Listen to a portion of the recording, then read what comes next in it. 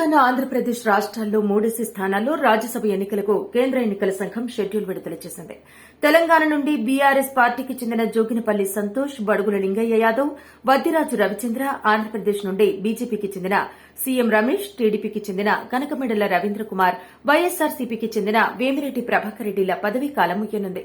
దీంతో రాజ్యసభ ఎన్నికలు అనివార్యమయ్యాయి. దేశంలోని 15 రాష్ట్రాల్లో 56 స్థానాల్లో రాజ్యసభ ఎన్నికలకు ఈసీ షెడ్యూల్ విడుదల చేసింది. ఫిబ్రవరి 8వ తేదీన నోటిఫికేషన్ విడుదల కానుంది.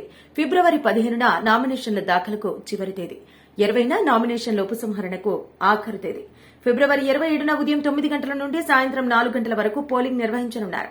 అదే రోజు ఫలితాలు ప్రకటిస్తారు. 29వ తేదీలోపుగా పోలింగ్ ప్రక్రియ పూర్తి చేయాలని కేంద్ర ఎన్నికల సంఘం ఆదేశించింది. ఈ ఏడాది ఏప్రిల్లో 56 మంది సభ్యులు రిటైర్ కానున్నారు. ఆ స్థానాలను భర్తీ చేయడానికి ఎన్నికలు నిర్వహించనున్నారు. ఆంధ్రప్రదేశ్, బీహార్, ఛత్తీస్గఢ్, గుజరాత్, హర్యానా, హిమాచల్ ప్రదేశ్, కర్ణాటక, మధ్యప్రదేశ్, మహారాష్ట, తెలంగాణ, ఉత్తరప్రదేశ్, ఉత్తరాఖండ్, పశ్చిమ బెంగాల్, ఒడిశా, రాజస్థాన్ రాష్ట్రాల నుండి రాజ్యసభ సభ్యులు రిటైర్ కానున్నారు. కాగా వైసీపీ తరపున 3 అభ్యర్థులు దాదాపు ఖరారయ్యారు. సిట్టింగ్ ఎమ్మెల్యేలు గొల్ల బాబురావు, అరణి శ్రీనివాసులతో పాటు వైవీ సుబ్బారెడ్డిని రాజ్యసభకు పంపుతున్నారు. మరోవైపు టీడీపీ కూడా ఈసారి రాజ్యసభ ఎన్నికల బరిలో నిలవాలని నిర్ణయం తీసుకుంది. ఈసారి రాజ్యసభ ఎన్నికల్లో పోటీకి సిద్దమవుతున్న టీడీపీకి ప్రస్తుతం అసెంబ్లీలో కనిపిస్తున్న వాస్తవ బలం 18 మాత్రమే.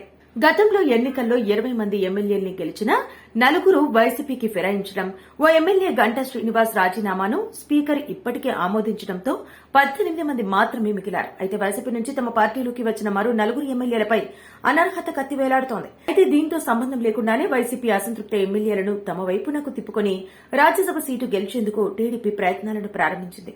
దీంతో టీడీపీ తరపున పోటీ చేసే రాజ్యసభ అభ్యర్థి ఎంపికపై దృష్టి సారించింది. గతంలో ఓసారి ఇలాంటి పరిస్థితుల్లోనే రాజ్యసభకు పోటీ చేసి ఓడిపోయిన వర్ల రామయ్యతో పాటు కోనేరు సురేష్ ను రాజ్యసభ అభ్యర్థిగా పరిశీలిస్తున్నారు. వీరిద్దరిలో ఒకరికి రాజ్యసభకు పోటీ చేసే అవకాశం లభించనుంది.